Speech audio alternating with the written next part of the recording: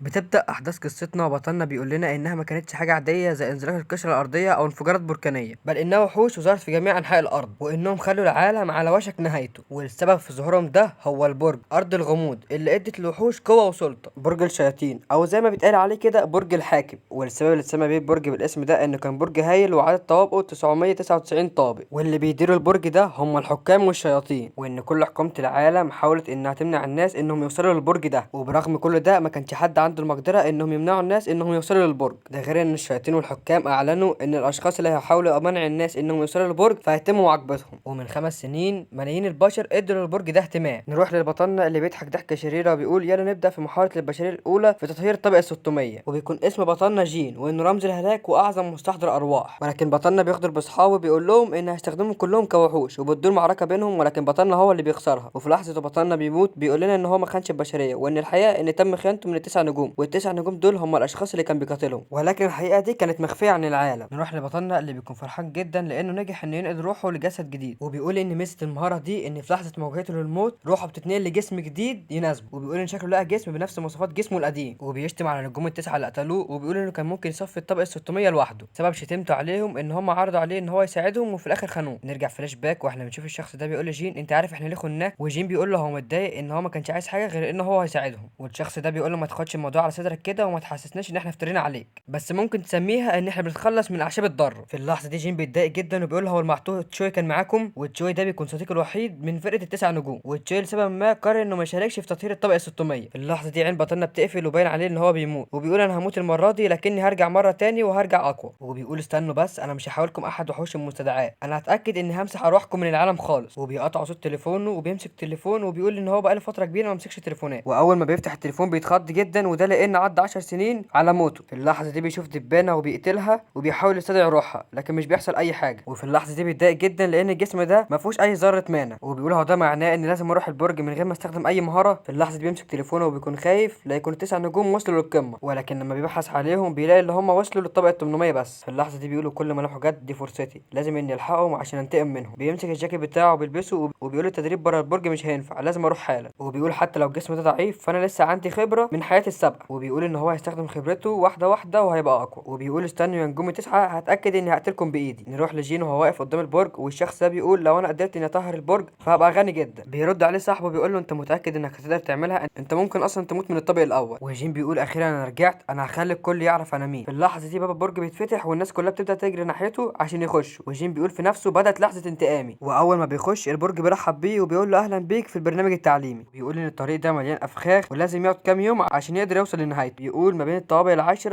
الكل اتفق إن ده أسهل طابق فيهم. في الأثناء دي بيكون في نافذة نظام قدام بطلنا، والهدف بيقول إن هو لازم يوصل للواجهة عن طريق تجاوز الأفخاخ، والنافذة بتقول له برضه إن هو لو اتصاب بأي فخ فهيرجع للبداية هيتم شفاء جميع الأضرار. وجين بيفتح نافذة النظام وبيقول لازم أشوف إحصائيات الجسد ده حالا، وأول ما بيفتح النافذة بنشوف إن جميع الإحصائيات في المستوى الأول، والسمات أول واحدة بيكون الشراهة والتانية غير معروفة. وجين بيستغرب وبيقول دي ما كانتش إحصائياتي قبل ما أموت، وبيقول ما تقوليش إن السمات والموهبة بتتغير بين الأرواح. جين بيعمل إحماء وبيقول يلا نبدأ البرنامج التعليمي، وبيقول أنا هاخد كل النقط اللي هقدر آخدها خلال البرنامج التعليمي. في اللحظة دي جين بينطلق ناحية الهدف، وهو بيجري في الطريق بيلاقي حاجة بتلمع ناحية السقف بس بيقدر يتفاداها وبيتضح إن ده كان سهم، وبيقول هي المرة الوحيدة اللي تقدر تتفاداها فيها، وبيقول إن خبرته اللي فاتت ما عدتش على الفاضي. وبعد ما بيتفادى السهم بيحس بخطر جاي من وراه، وبيبص وراه وبيقول أعتقد إنكم بلغتوا شوية، ولكن بيقدر يتفادى السهوم اللي جايه من وراه. لكن مرة واحدة بيتضح إن في سهمين جايين من قدامه وبيسيبوا كتفه وبيقع على الأرض. في اللحظة دي جين مش بيرضى يستسلم وبيسيبه كذا سهم برضه، وبيقول رغم الألم ده كله أنا هستحمل وهكمل الطريق، ولكن الإصابة بتبقى كبيرة وبيرجع لنقطة البداية تاني. وبعد ما جين بيرجع لنقطة البداية جسمه بيتشفي وبيقول أنا هشوف بقى الجسم ده هيستحمل قد إيه، ولكن ما ينفعش أجري زي اللهبل لأن كده هتصاب بسرعة. في الأثناء دي جين بيحط إيده على الأرض وبيجيب دم على الأرض وبيلحسه وبيستخدم مهارة الشراهة، وبيقول إن مهارة الشراهة بتخليك تلتهم أي حاجة غير حي، وبيقول إن الدم اللي خده ده كائن غير حي. وبيفتح نفس النظام وبيقول كويس نقاط خبرتي المحتملة زادت بعد ما استخدمت مهارة الشراهة، وبيقوم وبيفضل يحاول مرة ورا التانية لكن كل مرة كان بيخسر ويرجع لنقطة البداية من تاني. نروح لبعد شهر واحنا بنشوف على ملامح بطلنا جين انه تعبان جدا، ولكن بيكون قادر ان هو ينهي مرحلة البرنامج التعليمي، وبتجيله نفسة نظام بتهنيه ان هو قادر ينتهي من مرحلة البرنامج التعليمي. وجين بيقول اخيرا قدرت اني اخلص، الموضوع خد مني وقت كبير لاني كنت كل شوية بتصاب وبرجع لنقطة البداية تاني. وبتجيله نفسة نظام بتقول له ان في العديد من الحكام والشياطين مهتمين باسلوبه، وجين بيشتم عليهم لان هو بيكون عايزهم يسيبوه في حاله، وبيقول ان الحكام والشياطين بيراقبوا اللعيبة عشان يشوفوا مشابه ليهم، وبيقول انهم مقرفين، وبيقول ان مفيش حد فيهم بيكشف عن اسمه كحاكم او اسمه الحقيقي، وبيقول انهم هما بيخدعوه عشان يخلوه تلميذ ليهم. وبتجيله كذا نافذة نظام بتقول له ان الشيطان متضايق لان هو بيقول كلام بذيء. وبتجيله نافذة نظام حمرا بتقول يبدو ان هناك شيطان يبتسم. وبتجيله نافذة تانية بتقول ذروة كل شر يبدأ في إلقاء التحية عليك قائلا كيف حالك، وبيكون ذروة كل شر ده اسم الشيطان، وهنختصر ونقول له زينو اسهل. وجين بيتضايق وبيقول له انت من جديد ايها الوغد المطارد. وجين بيقول لنا ان زينو ده كان شيطان في حياته السابقة، وبيقول ان هو كان شيطان كان بيحاول يتمسك بيه وبيفضل يغريه عشان يخليه تلميذ ليه، بيتساءل لو هو قدر يتعرف عليه في الجسم الجديد. وبيقول لنا ان الشخص اللي سمح ليه بالحصول على تناقل الارواح كان هو. وجين بيقول لزينو ان هو استفاد كتير من تناقل الارواح. وبتجيله كام نفسة نظام بتقول له ان في كذا حاكم وكذا شيطان مهتمين باسلوب. في اللحظه دي جين بيتضايق وبيزعل زينو وبيقول له ان هما بيجوا بسببه هو. فجين بتجيله نفسه حمرا بتقول له ان زينو بيعتذر منه. وبتجيله كذا نفسه تانية بتقول له ان في كذا حاكم مهتمين بيه. فجين بيزعق وبيقول انتوا مش ممكن تقعدوا على جنب كده وتفككوا مني. في اللحظه دي بقى جين بيقول لزينو ان هو لو عايز يراقبه يراقبه، بس يراقبه وهو ساكت. وبيقول له انا هختار حاكم او شيطان ان اكون تلميذ ليه، فاكيد مش هيكون انت. وجين بيقول لما افتح الاحصائيات اشوف انا وصلت قد ايه. ولما بيفتح احصائياته بنشوف ان هو زاد بشكل كبير جدا. اللحظه دي جين بيكون طالع منه هاله قويه وبيقول كويس، من الصعب اني احصل على مانع في المرحله دي. في الاثناء دي بقى بتجيله نفس النظام بتقول له نظرا لنموك السريع حصلت على سمه جديده. وجين بيكون مستغرب جدا، وده لانه عنده سمه بالفعل وهي سمه الشراهه. في اللحظه دي بقى جين بيقول ان هو فهم صاحب الجسم ده، بيقول ان هو كان عنده سمه الشراهه دي بالفعل. وبتجيله نفسه بتقول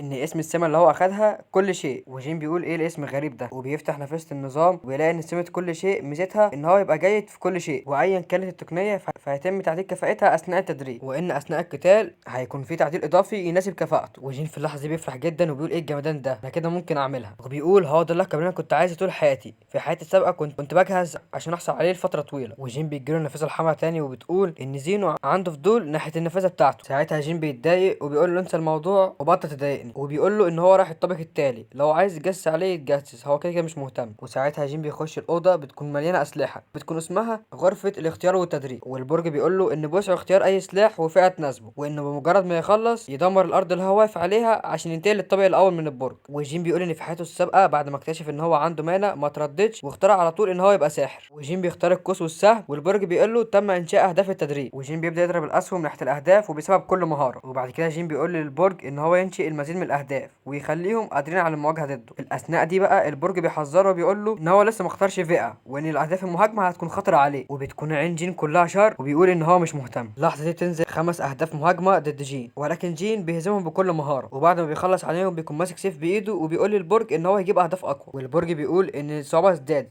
وهيتم استدعاء اهداف ضخمه. بطلنا جين بيمسك الرمح اللي في ايده وبينط في الهواء وبينزل بيه على دماغ الهدف الضخم، وبيجي هدفين تاني من وراه، لكن جين بيطلع السيفين اللي معاه وبيقدر ان هو يقتلهم. وبعد كده في اهداف تاني بتهاجمه وبيكون اسمها مهاجم المجال. وجين اول ما بيلمحهم بيروح يجري على طول، وبيجيله تحذير من النظام بيقول، لكن جين مش بيدي النظام اهتمام وبيقول لازم استخدم التخصص بتاعي دلوقتي. وبيطلع عصايه سحريه وبيقول انا اسرع منكم كلكم، وبيستخدم سهوم سحريه وبيقدر يهزمهم كلهم. وبيقول مدهش، هي دي قوه سمه كل شيء. وبيقول ده اكني كان عندي خبره للسلاح اللي انا استخدمته. تجيله نافذه نظام بتقول ان هو عمل انجاز، وبياخد على الانجاز ده 5000 نقطه. وبيتصدم لان سمه كل شيء ما طلعش اسمها كل شيء، وطلع اسمها الاتقان الكامل. وبتجيله نافذه بتقول تودي اختيار فئه الاتقان الكامل بصفات فئتك، وان هو مش هيقدر يخرج من غرفه التدريب غير لما يختار او لا. وجين بيقول لا حتى لو هي فئه الاتقان الكامل. وبيقول فليس بوسع التخلي عن الميزه الاكبر. وبيقول ان هو لازم يختار على اساس انها فئه فرعيه ليه. وبيقول في الحاله دي ايها النظام اختار الاتقان الكامل بصفات فئتي الفرعيه. والنظام بيقول له ان هو مش قادر يعمل كده. فبيرد جين وبيقول له ليه. والنظام بيقول له لان الفئات الفرعيه لسه ما اتفتحتش، وان هي هتتفتح بعد الطبق المية. وجين بيقول في نفسه ان هو نسي الموضوع ده، وبيقول في نفسه طب اعمل ايه لو انا ما اخترتش فئه فمش هعرف امشي من الغرفه دي. وبيقول برغم ان ده يكون اهدار فلازم استخدم النقاط الانجازات بتاعتي. وجين بيسال النظام لو كان هو يقدر ان هو يفتح الفئه الفرعيه باستخدام نقاط الانجازات بتاعته. والنظام بيستغرب من جين وبيقول ازاي مبتدئ يكون عارف حاجه زي كده. وجين بيقول السؤال ملوش لازمه، انا عرفت ازاي استخدم 5000 نقطه انجاز لفتح الفئه الفرعيه. والنظام بيقول ان هو ممكن يعمل كده، لكن فتح الفئه الفرعيه ب 5050 نقطه انجاز وهو مش معاه غير 5000 بس، وان هو مش معاه نقاط انجاز كافيه. وجين بيقول في نفسه مفيش غير حل واحد. وجين بيقول لزينو افصح عن هويته وتحدث معي. وجين بيقول للنظام أليس الحديث مع الحكام لاول مره يعتبر انجازا، وبيجيله مكافاه 200 نقطه لانه اتكلم مع شيطان عظيم. وبعدها جين بينجح ان هو يختار الاتقان الكامل فئته الفرعيه. وبتجيله رساله من النظام بتقول سيتم نقلك الى الطابق الاول من البرج بعد تدميرك غرفه الاختيار والتدريب. وجين بيكسر الارض تحتيه وبيقول يلا عشان انفذ الانتقام بتاعي. نروح للطابق الاول واللي بيكون اسمه غابه كورول، وبنشوف اقزام اشبه بالظبط زومبي واقفين قدام ناس، والناس دول بيكونوا مرعوبين منهم جدا. والشخص ده بيقول ازاي هنعدي الطابق الاول وهو بالصعوبه دي. وبيبدا واحد من الزومبي يهجم على الراجل اللي هو ماسك بنت في ايده. في اللحظه دي بطلنا بينزل من السماء وبيلمح قزم الزومبي وبيقول لقيت فريستي الاولى، وبينزل عليها برجله وبيجدع عليها بضربه واحده بس. والشخص اللي ماسك البنت ده بيكون متفاجئ جدا من جين، وده لان جين قدر ان هو يهزم الوحش بضربه واحده بس. والشخص ده بيقول انا مش عارف هو مين، بس خلينا ندمج قوتنا معاه ونهاجم الوحوش. وقبل ما الشخص ده يكمل كلامه جين بيقول له امشي من وشي. وجين بيبص عليه وهو متضايق وبيقول له لو لمست اي حد من الوحوش فانا هقضي عليكم بنفسي، مفهوم؟ والاشخاص دي اول ما بيشوفوا ملامح جين وباين عليه ان هو بيتكلم بجد وبيشوفوا الهاله بتاعته المرعبه دي بيجروا على طول. وجين ساعتها بيلف راسه ناحيه الوحوش وبيقول هو مفيش حد ينتقم لاصحابه. وحشين بيتقدموا ناحيه جين، ولكن جين بيمسك عصايه وبيضرب واحد منهم هيت شوت بتجيب اجره الارض. وبيبص لصاحب الزومبي وبيقول له ايه مش هتهاجمني؟ ولكن الوحش بعد ما يشوف جين عمل ايه في صاحبه بيطلع يجري على طول. ولكن جين بيبص عليه وبيقول انت فاكرني هسيبك؟ وبيوجه عصايته ناحيته وبيضربه بسهم سحري وبيموته هو كمان. وبتجيله نفذه بتقول ان هو لازم يقتل 10 اجزام عشان ينتقل للطابق التالي. وجين بيقول كويس ده سهل جدا، انا اقدر اني اقتل منهم 100 على اي حال. وبيقول لو انا قتلت 100 منهم فهاخد لقب القاتل. وبيقول ان في حياته السابقه كان هياخد لقب قاتل كل الوحوش، وبيكون قصده ان هو كان هياخد قاتل الزومبي وقاتل الليش وهكذا. وبيقول انا معدتي فاضيه، ان هو يسحب دم الزومبي وبيستخدم مهاره الشراهه. وبيقول ايه ده انا ممكن اشوف ذكريات الزومبي ده، غير ان جين اخد قوه الوحش ده وبقى يفهم لغتهم. وبيفتح نفسه الاحصائيات وبيلاقي ان مستواه زاد بشكل كبير، وبيقول ان مستواه زاد بمستوى صاعد للطابق العاشر. وبيشوف في ذكريات الوحش ده وهو بيجري ورا واحده وبيكون عايز ياخد ابنها منها، والست دي بتكون بتترجاه ان هو ما يعملش كده. وبيلمح في ذاكرته مكان زعيم الاقزام، وجين بيقول زعيم الاقزام ده وقت كويس جدا. وبيقول ان هو ممكن يجمع نقط من وراه زي نقاط الخبره وانجاز لقب القاتل في نفس الوقت. وبيقول بما اني هواجه زعيم الاقزام فلازم يكون معايا جيش. وبيبتسم ابتسامه شريره وبيبدا ان هو يستدعي ارواح الوحوش اللي هو قتلهم. وبعد ما بيستدعي ارواحهم بيكون شكلهم على شكل هيكل عظم، والنظام بيحييه ان هو قدر يغير فئته والفئه الاساسيه بتاعته بقت مستحضر الارواح. وبيلاقي مجموعه من الاقزام ظهر تاني وبيأمر الارواح اللي معاه انهم يقتلوا كل الاقزام اللي هم شايفينهم. وبعد ما الارواح دي بتخلص على الاقزام بنشوف ان جين قدر يقتل 35 وحش بدل 10، وبيكون خلص المهمه اللي عليه. وهو ماشي بيقول انا كنت متاكد ان المكان ده كان هنا. وبعد كده بيقول لقيته، وبيخش مكان شبه مستودع وبيقول لحسن الحظ لم يكتشف احد هذا المكان. وبيأمر الارواح اللي معاه اللي هم يستنوا بره. وبعدها بيكسر الارض وبيتضح ان في تحت المكان ده مكان سري. وهو نازل على السلم بيبدا ان هو يحط احجار لسبب ما. وجين بيقول ان روح اقدم سيد روح مستخبيه في المكان ده، وبيبقى في تابوت تغيير الفئه. وبيفتح التابوت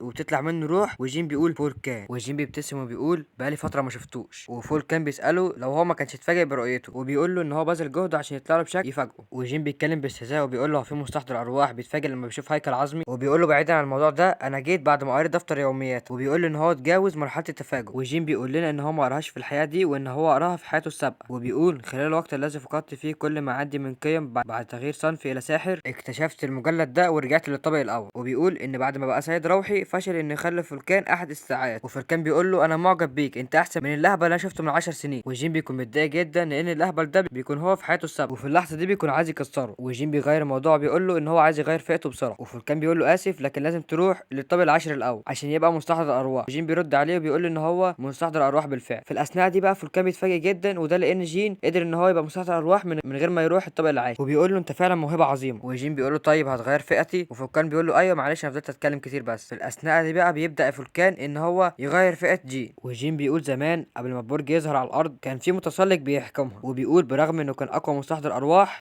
بس فضل يدور ازاي يبقى اقوى. وكان على طول بيقول في نفسه ان الاستدعاءات اللي مصنوعه من جلد وعظم مش هتكفي. وبعد فتره نجح ونشأ فئه جديده وهي فئه سيد الروح. ولكن بعد كده جسمه العجوز وصل لنهايته فقرر ان هو يستخدم استحضار الارواح على نفسه عشان بعد كده يورث لحد القدره دي. وبعد كده جين بيتغير فئته بالفعل. وفولكان بيقول له ان العبيط اللي فات كان سيد الروح التاني وانت بقيت التالت. وبيقول له استخدم حوايه الروح لاسر الروح وساعتها هتقدر تستدعي. وبيقول له دلوقتي روح تسلق البرج وانشر اسمي وروق عليا كده. وجين بيقول له في الحاله دي بقى روح اعمل كده مع نفسك. في اللحظه دي فولكان بيغضب جدا وبيقول انت نسيت الوعد اللي مكتوب في المجله. وجين ساعتها بيستخدم مهاره جمع الروح وبيبدا ان هو يسحب روح فولكان. وفولكان بيقول له انت فاكرني ان هسيبك تعمل كده؟ وبعد كده جين بيعمل جدار وبيحبس فولكان جواه. في اللحظه دي بقى فولكان بيبدا يزعق وبيقول انت فاكرني هسيبك على اللي انت عملته ده؟ وبيقول له انا اقدر اكسر السلاح ده في اي وقت. وفولكان بيقول في نفسه ازاي متسلق الطابق الاول عنده المهاره والتكتيكات دي. وجين بيقول انا فشلت في حياتي السابقه لكن دلوقتي اقدر اقبض عليه. وفولكان بيقول في افكاره الحياه التانيه مفيش مفر. وجين بيقول الابتسامه على وشه هل ما زلت السيد الروح التاني ام يجب ان اعتبر نفسي السارق. وبيبدا يسحب روح فولكان وبيقدر ان هو يسحبها فعلا. وبتجيله كذا نافذه نظام بتقول له ان في كذا حاكم وكذا شيطان مهتمين بيه. وبيقول ان الحكام والشياطين ما يعرفوش يخشوا غرفه تغيير الرتبه. وبيقول استنوا بس قريب هوريكم مهارتي وهتتفاجئوا بيها. وبيقول اعتقد اني لا احتاج الى الجنود الهيكل العظمي بعد الان. وبيتخلص من الهيكل العظمي وبيستدعي ارواح الاقزام اللي هو قتلهم. وفولكان بيظهر وبيكون متضايق من جين جدا وبيقول له انت ازاي تجرؤ انك تخليني جندي روحي ليه. وجين بيقول له اول مره اشوفك بشكلك الحقيقي، وبيقول له شكلك كنت امور وانت في عز شبابك. وفولكان بيزعق فيه وبيقول له انا مش هسامحك، انت ازاي تقلل من شأني وانا اول سيد روح. وبيقول له انت فاكرني اني هطيعك زي الكلاب. وبعد كده فولكان بيقول له طيب انت هتعمل ايه دلوقتي. وجين بيقول له انت مش عارف تخمن، احنا هنروح نهجم على زعيم الاقزام. نروح لجين وهو رايح عند زعيم الاقزام وفي وحشين بيهجموا عليه، ولكن جين بيطلع على الروح اللي معاه وبيقدر انه يقضي عليهم نهائيا. وجين بيقول لباقي الوحوش انهم يروحوا يقول للزعيم بتاعهم ان هو هنا. وبعد كده الخبر بيوصل لزعيم الاقزام وبيقول للوحوش اللي معاه جهزوا لي القرابين بسرعه. في الاثناء دي بقى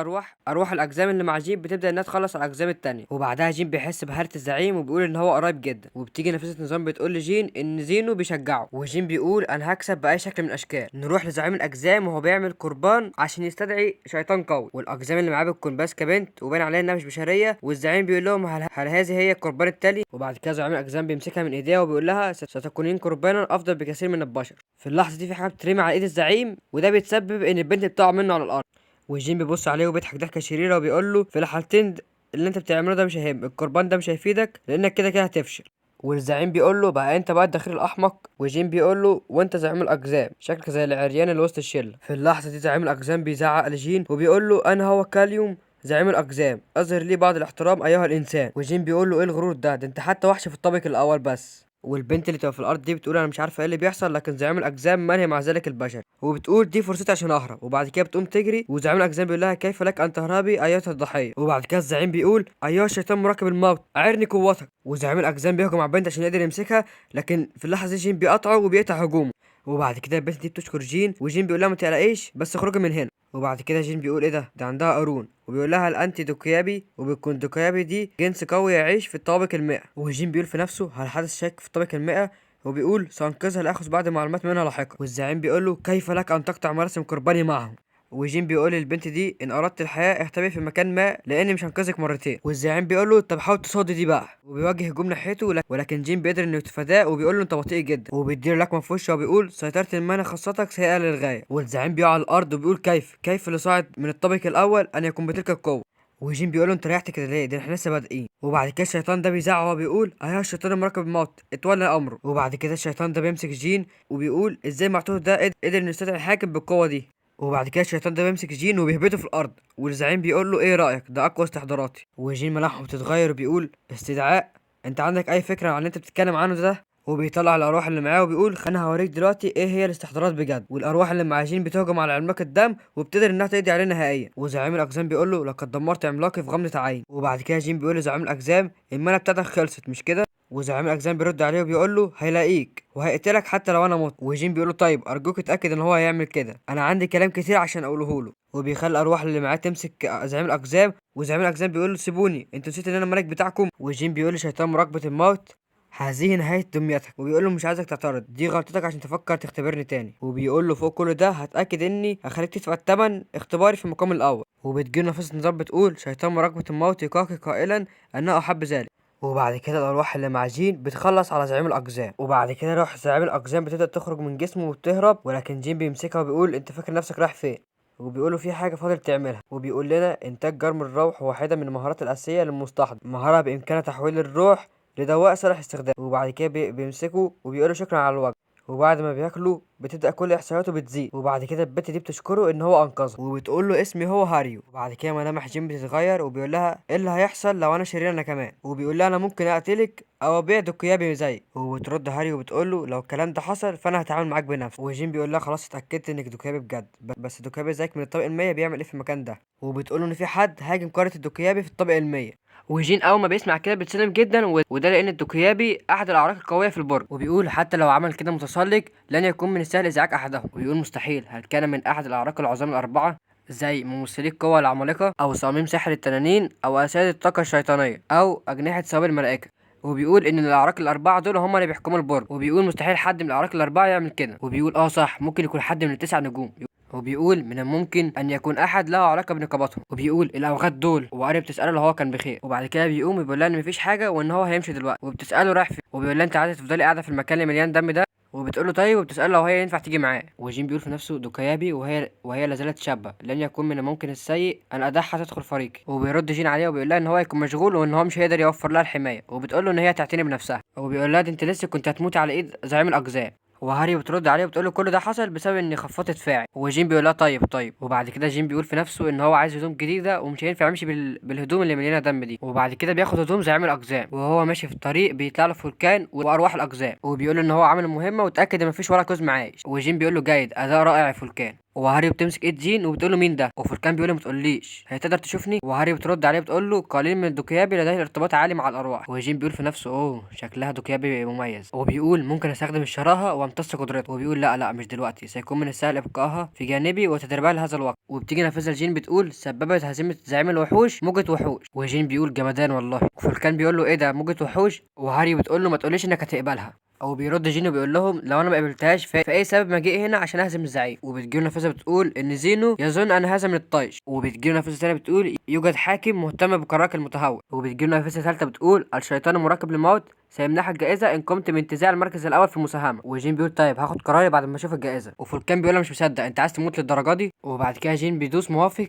عشان يقبل موجة الوحوش. وبتيجي نافذة للناس كلها اللي في القرية بتقول الأقزام سيهجمون الآن على مدخل القرية بعد دقائق معدودة، ستصبح كل المناطق الآمنة في الطابق الأول ملغية. والناس بتقول اللعنة موجة وحوش، مين الغبي اللي قبل الموجة دي؟ وشخص منهم بيصرخ وبيقول إن أنهيتم المهمة سريعوا بالذهاب إلى الطابق الثاني. وبيقول بمجرد ما الموجة تبتدي محدش هيقدر يخرج من هنا. وبعدها بتتفتح قدام بوابهم وبيبدأ يخرج منها كل الأقزام، والناس كلها بتقول فات الأوان، لا هناك الكثير منهم. في اللحظة دي بقى جين بيوصل وبيقول لهم لو حد فيكم لمس أي قزم فأنا هقتلكم كلكم.